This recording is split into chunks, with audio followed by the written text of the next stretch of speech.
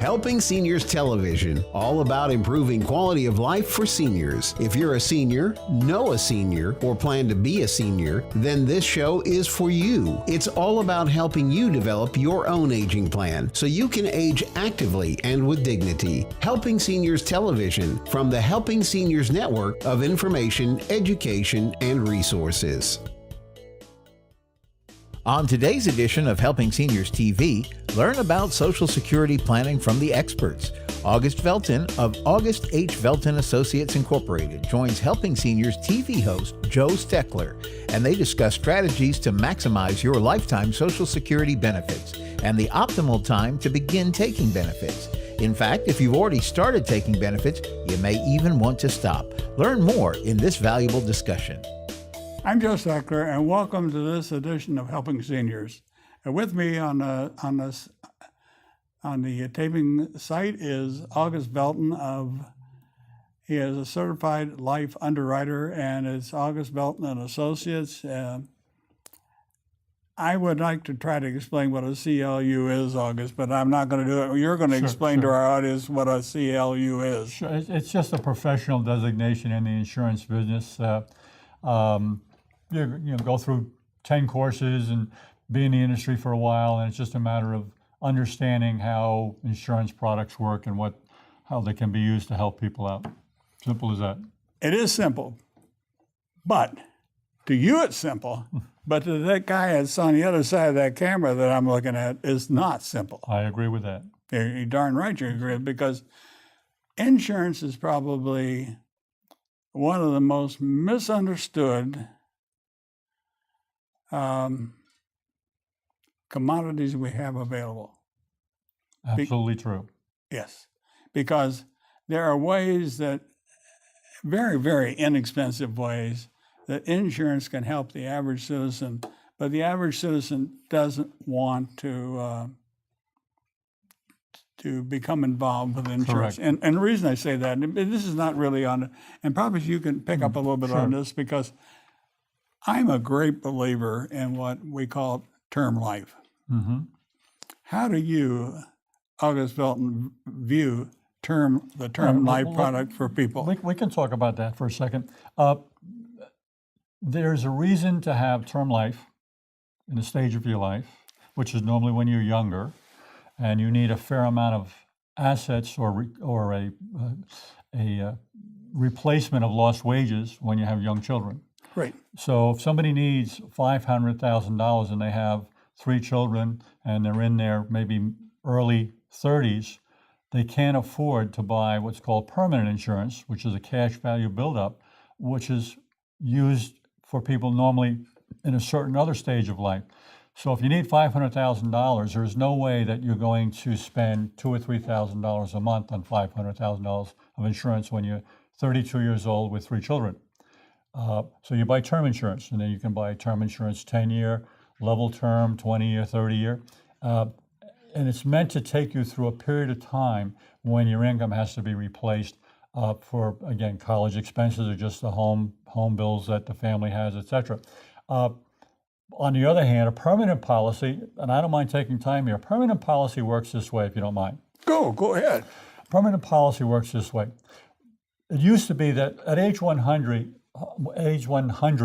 a permanent policy would what they call endowed. That means that if you had $100,000 worth of face amount life insurance and you were 100 years old, the cash value would be $100,000. So the face amount matched the cash value in the policy when you're age 100.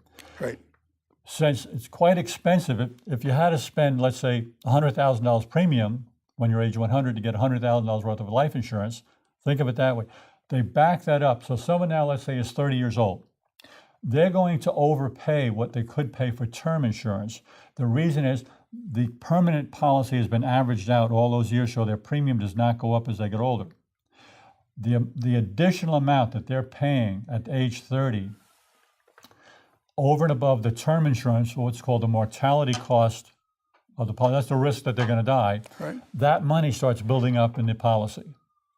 So over time, the cash value builds up, and again, that's why they would have the cash at age 100, but it's substantially more expensive at age 30 than a term policy. But if you were, let's say, 50, and you went by, the kids are now grown, et cetera, and you're planning for retirement, you could use a permanent policy to build up cash value and then either just leave it sit there, in fact, after a while not have to pay into it anymore, or use it for income by taking income out of it from the cash value, which you can do tax-free. So a lot of different reasons why term insurance and why permanent insurance or whole life insurance. But that, when you said it's all right to do this, the reason I wanted you to talk about that is because the topic of our show today is Social Security. Correct. But as I look through all the questions I wanted to talk to you about Social Security, it's important that people understand the total effect of what insurance or insurance products can either have a positive or a negative impact. And if you have the wrong type, or if you go to the wrong person, you, and the way you put these packages together for people, you consider Social Security, you consider retirement planning, you consider insurance, you consider term insurance, whole life insurance, but you have a way to look at this insurance package and can help people get out of a situation or into a situation. Correct. And that's what your job is. Sure. Is to figure out how I can make that person's investment more productive for him. Let's look at it this way. If we're talking about Social Security, which I do a lot of work with people on, right? And they'll come into my office and we'll sit down and they'll say, how should we handle our Social Security? And as I said to you earlier, Social Security is not something that you choose an option in a vacuum. You have to look at all the pieces. What do I have? When am I going to start this asset? What's it for? There has to be a roadmap. But part of that issue is, let's say, going back to life insurance. Let's say I have a couple come into my office and we're doing planning, and they look and they say, well, gee, in fact, I'm working with a couple right now, and the husband has a military pension and he has a disability military pension. Well, when he dies, that military pension goes away. Right. And he may or may not have chosen a survivor benefit on the military pension for his spouse when he left service. In that situation, the wife is looking like, well, what happens to me? That income is gone. That would be appropriate if there was a way to have life insurance planning in that package, because you have to get the money to live on from somewhere, and it's not always available through Social Security to make up that lost income. You bring up a point when you start talking about this, because I'm very familiar, because when I retired, I took survivor's benefits from my wife. Mm-hmm. A lot of people said, Joe, why did you do that?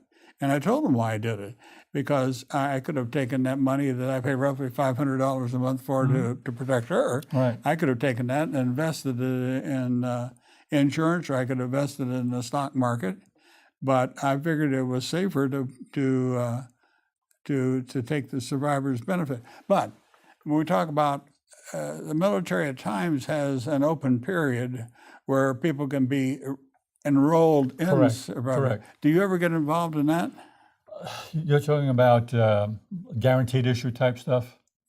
Well, let's say the clients you're working with now that did not take, or let's say if they had not taken survivor's benefit, there is a way. At different times, the military has said, if you pay a certain amount, you can get back into the program. I don't deal with that. I've not heard about it, and it's a specialty type thing. But I would say that for the people that I normally would be dealing with, they're down at a certain point in time where they have what they have. Just a matter of how do we structure what they have. Okay. It's rare that, as an example, if somebody's 60, middle 60s, 65 to 70, said, oh, gee, I think I'm going to want life insurance now, very expensive. Why? It's a big risk to the company. They're older. They may not be in the greatest health. So very, very difficult. So my advice would be, for those listening that might be in the younger end of it, is to put that into the puzzle of what you're planning on doing for your retirement. How can you do that?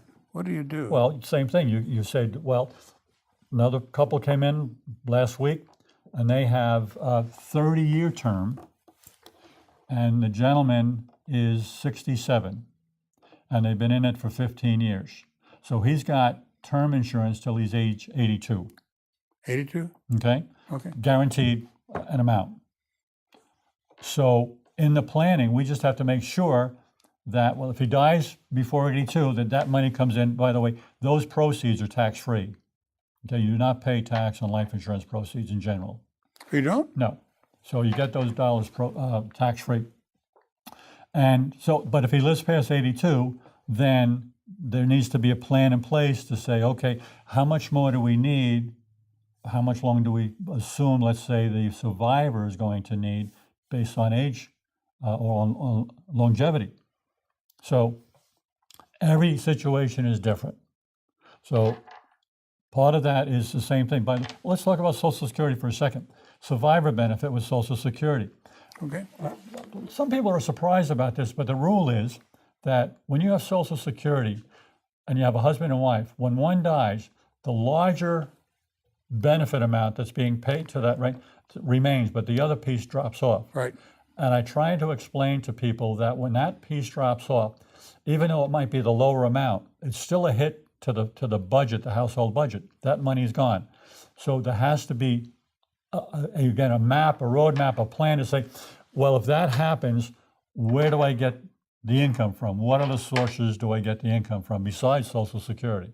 So as I said before, you can't organize or choose your Social Security options in a vacuum. You have to say, I'm going to choose my Social Security options based on when is it wise to take it, what if this happens, should I take it sooner than later, which we can talk about. Why would I take it later? What difference does it make? If I were looking at a plan and I was saying, let's say to the wife, who in general is going to outlive the husband, unfortunately, okay, we want to make sure that income that's being generated is going to be enough for that surviving spouse. And so by, as an example, waiting on Social Security, when you wait on Social Security, let's talk about a couple of initials here of terms, right? FRA, full retirement age, which can be 66 and so many months, or 67, depending on the age you were born. That's your full retirement age. And at full retirement age, you get what's called primary insurance amount, PIA, not what you might think it means, primary insurance amount, okay? That's your secret age. That's the age where you're going to get your full benefit. Right. If you take your benefit earlier than that, it is discounted. If it's on your own work history. By the way, there's 1,600 plus rules for Social Security, so I'm brushing the top here. I'm just going over. I know right? that, Augie. All right. So if you take it early, let's say the earliest you take it is at 62, and your primary insurance amount, let's use real numbers, and your primary insurance amount is $2,000 at your full retirement age. If you take it at 62 and it's on your own work history, it's not a spousal benefit, it's discounted 25%. So $2,000 becomes $1,500. You're never really going to make up for that. But, No. But I'll give you an example of why that might happen. All right. Now, let's say that, in fact, the primary insurance amount is $2,000, or let's put it another way. Let's say the primary insurance amount of the higher earner spouse is $2,000, and that spouse elects to take Social Security at full retirement age. The other spouse says, I'm younger, I'm 62, but I want some benefits. If that person chooses to take spousal benefits, is what it's called, spousal benefits, which is 50% of the higher earner's primary insurance amount. Okay, so $2,000 half would be $1,000. But if a spousal benefit is paid early at 62, it's discounted 30%. So now $1,000 half the $2,000, which is the spousal benefit, becomes $700. Can't make up for that again. So all these issues. Well, what if the person is still working? So let's talk about that. If the person is still working and they take that benefit early, Okay. all right, and let's say that they're earning $30,000, just to come up with a number here. They already took a discount of 30%. Now they're working, and for every $2 over approximately $14,500, let's say this year, for every $2 over that number, they lose $1 of Social Security benefit. So if they have $30,000 of income and they've taken that discount and now they have $700, what do you think is left in Social Security benefit at that point? Not much. Very little. Very little. So a disastrous decision. So let's look at another situation though. Why might I do that? Why might I take benefits early? So let's say I always use some NASA subcontractors. Back when they ran out of money up there, right? And a lot of subcontractor employees lost their jobs. So let's say you have a mortgage and you're 62 or 63, and you say, where am I going to get the money to pay my mortgage? They could go and say, I'm going to take my benefits early. It would be their own benefits from their own work history. So it would be a discount of, let's say it's 62, of 25%. So they were going to get $2,000, now they have $1,500. But that $1,500 is going to pay their mortgage payment, and they're going to be able to stay in their house.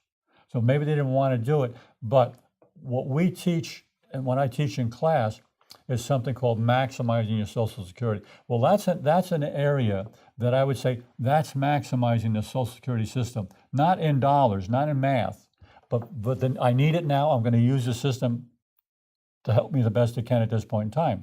Compared to maximizing, a lot of people say that means I wait, and the longer I wait, up till 70, I'm going to get what's called delayed credit, so I'm going to get a bigger number. But it's not always the case. Maximizing to me means using the system as you see fit, as you need it. You have to. You said the key word. Use it when you need it. Correct. If I use the system, we talk about taking our retirement early and taking it later. Correct. We could be placed in a position where we didn't have a choice. Correct. We might have to take it early. Exactly. What have you, in the years that you've been doing this, is there any kind of a guideline, or is there any kind of a prognosis for people? Well, I guess maybe if they take it early and they get these minimum benefits, how do they make up? How is there a fix? Yeah. Is there a fix? Yes, there is a fix. All right, and this is how it will work. Use that $2,000 down to $1,500, and let's say during that time, the next few years, they get a cost of living increase. They get that, okay? But let's say that they're 62 and now they're age 64, and they find a decent paying job again, right? Well, they don't necessarily need the Social Security benefit anymore. Now, they can't stop it at 64, but what they can do is stop it when they reach full retirement age. And when they stop it at full retirement age, they start receiving delayed retirement credits, which is 8% simple interest on the benefit that they had when they stopped it.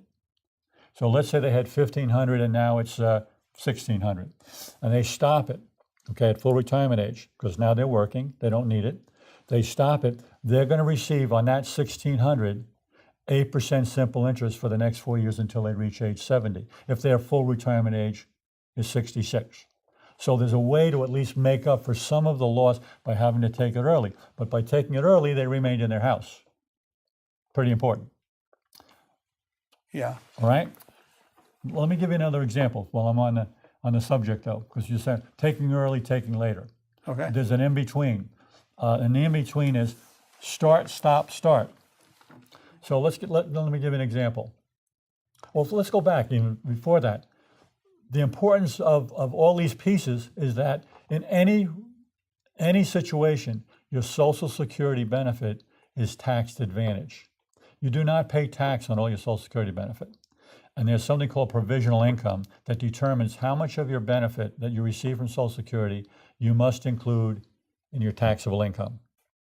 All right? Okay. So that has a lot to do with taxation and positioning, etc. So anything I'm saying here, the reality is that I'm dealing with a situation where the dollars you're receiving are tax advantage. So let's take a look at this. Let's say we have a couple, to make it easy, and the couple, they're both 66, full retirement age. They're both 66, full retirement age. And they're working. And they say, we'd like to pay our mortgage off before we retire. Or unfortunately, we have $30,000, $40,000, $50,000 worth of credit card debt, which we need to get rid of before we retire. Well, how do we do that? Well, this is what you can do. You say, okay, I'm at full retirement age. That means that I can select and I can take my Social Security benefit regardless of how much earnings I have at that point. Once I reach my full retirement age, I can earn as much as I want. I will not have an offset to my Social Security benefit, which is what? Tax advantage, all right? Right. So let's say the higher earner spouse, I used to say the husband, but I get myself in trouble when I do that. So higher earner spouse, all right? Let's say it's $2,000 for their primary insurance amount. The lower earner spouse is at $1,000. Why? Spousal benefit, 50% of $2,000. What does that give them? It gives them $3,000 a month of Social Security benefit, which they do not need to pay their normal bills. They're working. They take that money, so $3,000, let's say it was a $60,000 mortgage balance. They take that money, $3,000 a month. In 20 months, that's $60,000, which they have just paid off their mortgage. Now, what do they say to Social Security? Stop.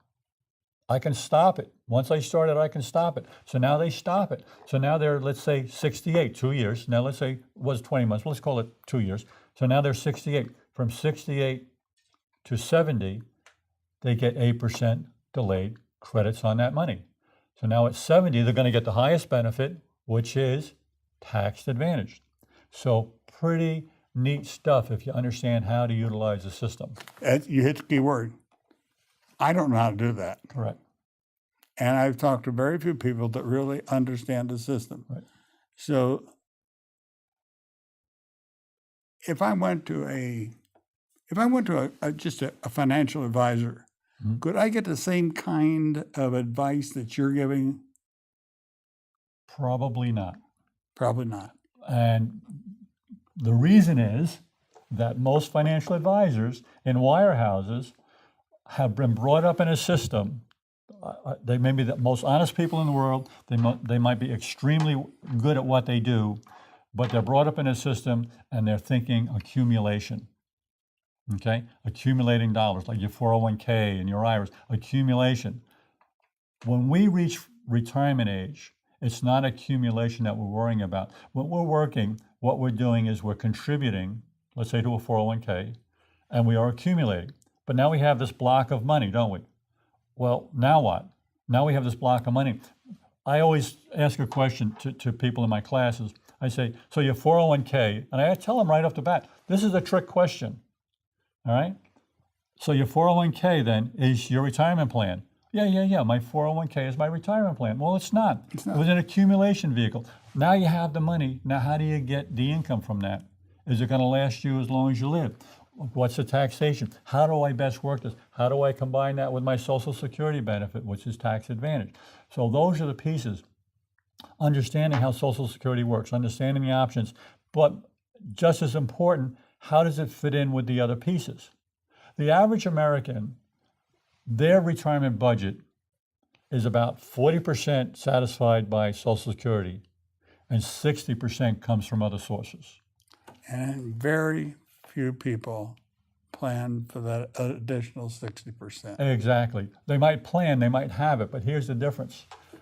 They think that going into retirement, and when I talk about going into retirement, could be, and I'm not talking about 66, but the date that you have in your mind that you want to retire, 4 to 5 years before that date to 4 to 5 years after that date, you're in what's called the red zone. What's the red zone in football? Do you know what the red zone in football is? Yeah, 20 yards in, right? 20 yards in. Yeah. And what I try and tell people, listen, when you're 40 years old, or 45 years old, or 35 years old, you're at the other end of the football field. And you can open up a playbook and run any play in there because the defense has no clue because you have 100 yards to go. Oh. All right? So you can throw a long pass, a short pass, a run. You can do all kinds of things. But now you're at the other end. So now you're not 40 years old anymore. You don't have the options. You're 60. You don't have the options. You've got what? 20 yards plus 10 yards in the end. The defense knows that. What is the cardinal rule when you're in the 20-yard line or in? Anybody know the cardinal rule? I hear them. They're telling me, No, what is it? don't fumble the ball. Don't give the ball away. Well, in finance, okay. right? In finances, it's the same thing. It's how can don't you- fumble the ball. But when you get to finances, how can you prevent fumbling the ball? First of all, I congratulate people that come to my classes to find out about Social Security. But here's how you stop fumbling the ball. Understanding that for all your working years, you were contributing and accumulating. That has changed now. Now you're going to retire. It's going to be preservation and distribution. Two entirely different worlds. So when you understand that, then you understand what monies you're going to put in the market, where they should be, and what risk tolerance you're willing to take. The more finite dollars you have against your budget, the more cautious you have to be. So what you're talking about now is the other piece after the Social Security. Correct. And how can we're almost out of time, but how can I early on manage to put something in place that's going to pick up when I get to either the earlier or the late taking Social Security? And how am I going to get from that increment till the day I die? It's called a roadmap. I call it a roadmap. All right, here I am in point A. How do I get to point B? And how do I get to point C? When I go to point A, what do I need to do? I need to create a plan.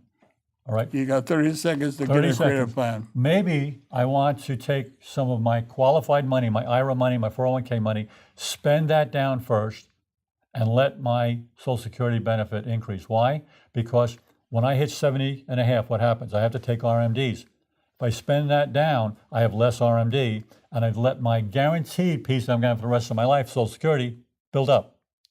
So those are the types of philosophies that we try and throw out to the general public. And we're out of time. But Okay. I hope, viewers, that you managed to pick up something that you need to go back to August and call him at his office about, because this is so important. And I just want to thank you, August, for doing this thing. I appreciate it very much. I'm Joe Steckler. Thank you for joining our program today. I'd like to remind you that our senior information line is available to you at 321-473-7770. There you can get help and direction that could be helpful for your specific situation or circumstances.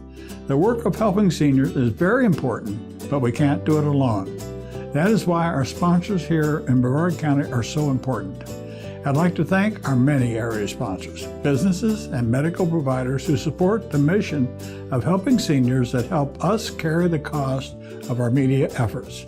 If you'd like to join us either as a business partner or simply donate as an individual, we would welcome your call at 321-473-7770.